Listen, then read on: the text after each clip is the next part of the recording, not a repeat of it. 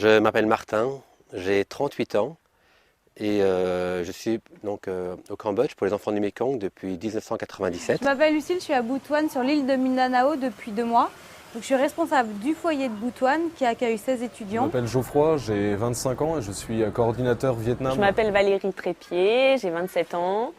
Je suis donc volontaire à Yasso, en Thaïlande.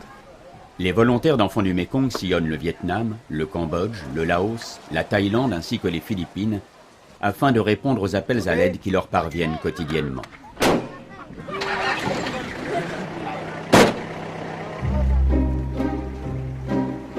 Depuis 1958, Enfants du Mékong, fidèle aux vœux de son créateur René Péchard, se donne pour mission de combattre la précarité, la maltraitance et l'ignorance dans une région où pendant un demi-siècle, la violence a fait son œuvre sur les plus démunis.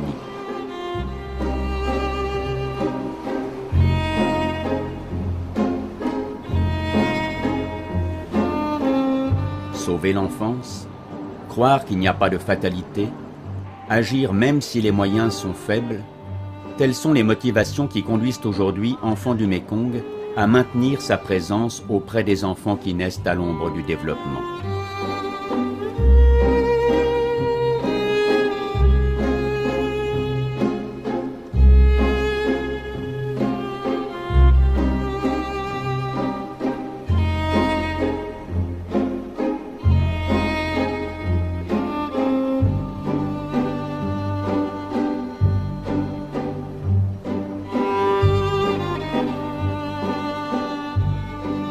Car aujourd'hui encore, des enfants dorment dans la rue. Aujourd'hui encore, des enfants sont mutilés par l'explosion des mines antipersonnelles.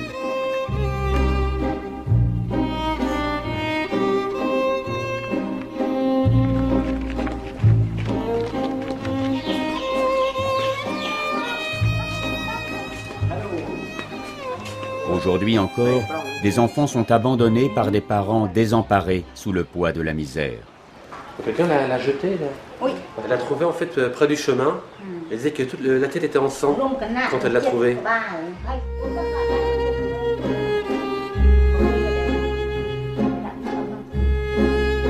Aujourd'hui encore, des enfants ne savent pas qu'ils peuvent être libres de choisir leur avenir, comme cette petite fille persuadée qu'elle fera plus tard ce qu'elle a toujours fait avec sa maman pour gagner de quoi vivre, casser des cailloux et en faire du gravier.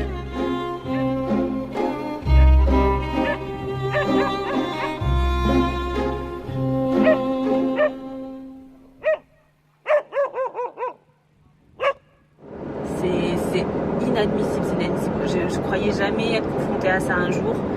Un gamin de 13 ans qui se retrouve en prison, entouré d'adultes, il n'y a même pas une cellule spécifique pour les enfants, en plus c'est pas le seul.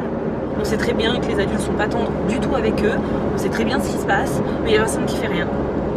Parce que c'est la vie, parce que Mike Penrai, parce que c'est un gamin pauvre qui a volé et qui n'a pas les moyens de se payer un avocat. Donc tout le monde s'en moque, tout le monde. Aujourd'hui encore, trop d'enfants grandissent en prison, entourés de barbelés ou symbolisés par un carcan de misère. Pour la combattre, Enfants du Mékong a été la première association à mettre en place un système de parrainage. En liant un parrain à un filleul, elle permet d'apporter un soutien financier mais aussi affectif aux enfants qui manquent de tout. Les volontaires doivent circuler autant qu'ils le peuvent afin de répondre aux demandes les plus urgentes. Cette famille ici, donc le père est décédé il y a 1 an. La mère est veuve, elle est malade. Alors elle a 2 enfants, ce sont des jumeaux. La maison est toute petite, la maman ne peut pas travailler. Et alors donc c'est Handicap International qui est venu nous voir, nous demander si on pouvait aider la famille. Et alors celui-ci, donc il a la polio et il est 7e à l'école. Et son frère jumeau, il est 2e à l'école. Donc en plus ils suivent les cours, ça va à l'école, mais les cours particuliers en plus, c'est payant, ils n'ont pas d'argent. Donc la maman, donc, elle demande à la fois d'aider pour les envoyer à l'école, mais également pour nourrir la famille parce qu'elle n'arrive vraiment pas à gagner de l'argent. Le parrainage permet à un enfant, ou même aux parents, de se sentir aimés. Dire voilà, donc c'est des familles qui vivent dans une situation vraiment désespérée, où il n'y a personne pour les aider. Le gouvernement ne fait rien pour eux. ils se disent, voilà, mais par le parrainage, ils ont moins quelqu'un qui les aide, quelqu'un qui les écoute. Les parents de Kim Linh sont pêcheurs de crevettes et de petits poissons dans le delta du Mekong au Vietnam. Chaque jour, Kim Linh revient de l'école pour déjeuner chez elle. Sa famille habite une maison flottante à l'embouchure du fleuve. Le papa et la maman de Kim Linh sont pauvres. Leur métier leur impose un rythme de vie difficile et dépendant des variations climatiques. Ils gagnent tout juste de quoi se nourrir correctement. Mais ils peuvent compter sur le soutien que leur apportent Gérard et Michel. Parrainée par Michel, Kim Linh peut faire ses devoirs en toute quiétude. Elle peut acheter les livres et les fournitures scolaires dont elle a besoin. Soucieuse d'être une bonne élève, elle est à l'école une petite fille comme les autres.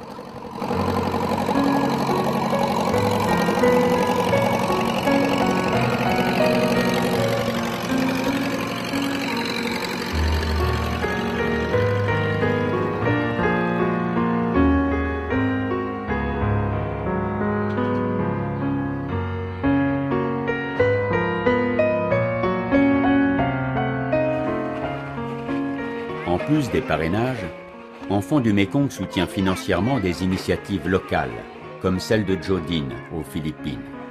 Jodine consacre sa vie aux enfants des rues de Manille.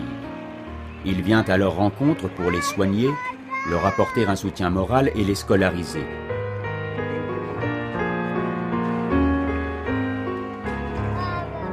Des centaines d'enfants viennent ainsi quotidiennement à lui, espérant trouver le père ou le grand frère qu'ils n'ont pas.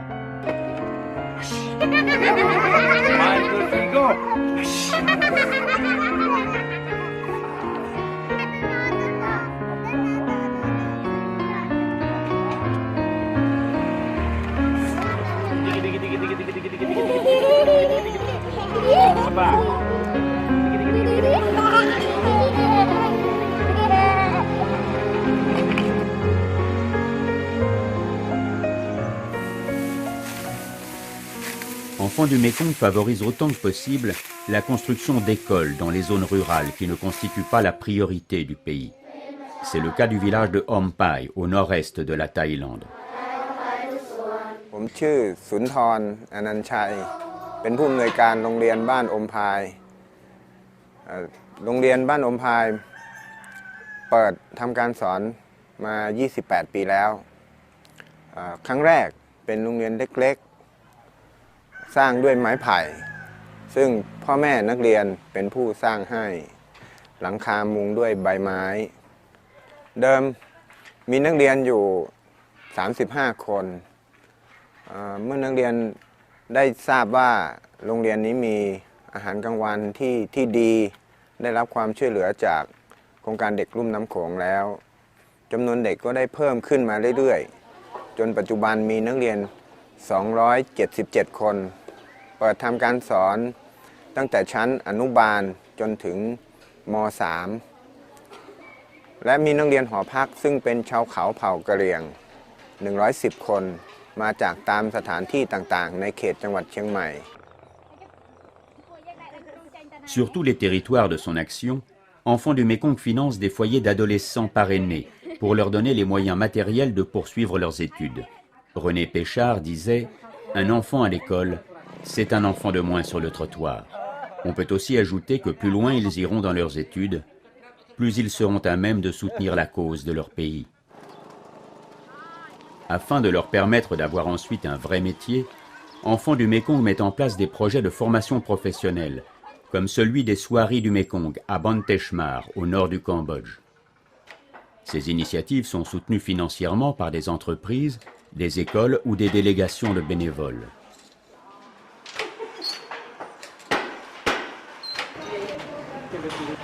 Voici Chansei, une élève de la 3e promotion des Soiries du Mekong, donc qui va sortir en janvier prochain, dans 2 semaines, pour commencer à tisser chez elle.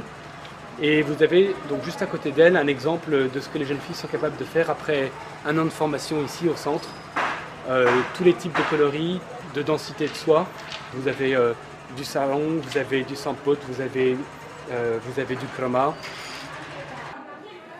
Aidés par leurs parrains, les jeunes qui en ont les capacités peuvent suivre des études supérieures, comme Polly, qui est aujourd'hui l'une des meilleures étudiantes de sa promotion en école d'infirmière, ou comme son frère, qui vient d'être accepté en France à l'École nationale du génie rural et des eaux et forêts. Le meilleur moyen d'aider ces enfants et de leur permettre d'être heureux, c'est justement de leur donner un repère. Et je me dis que quand je vois qu'à tel point que ces enfants s'attachent à moi, je me dis le meilleur moyen de les aider, c'est peut-être d'être pour eux un père et d'être une référence. Et donc, moi, quand un enfant me prend par la main et il se met à côté de moi, il se met à pleurer, et qui se confie, qui me raconte son problème, je me dis, voilà, il me fait confiance. Et je l'écoute et je me dis, si je peux lui rendre un sourire et régler son petit problème, je me dis, voilà, moi je suis heureux, ça me fait mon petit bonheur aussi. Il n'y a pas de limite dans la volonté et l'espoir. Enfant du Mékong, fidèle à sa filiation avec l'Asie du Sud-Est, ne peut refuser les appels au secours qui lui parviennent tous les jours. À chaque enfant qui lui tend la main, elle veut lui dire qu'il est possible d'être libre de ses choix, qu'il est possible de combattre la souffrance, qu'il est possible d'être aimé et d'aimer, qu'il est possible de rompre la loi du silence, qu'il est possible de vivre comme un enfant, qu'il est possible de croire à la vie.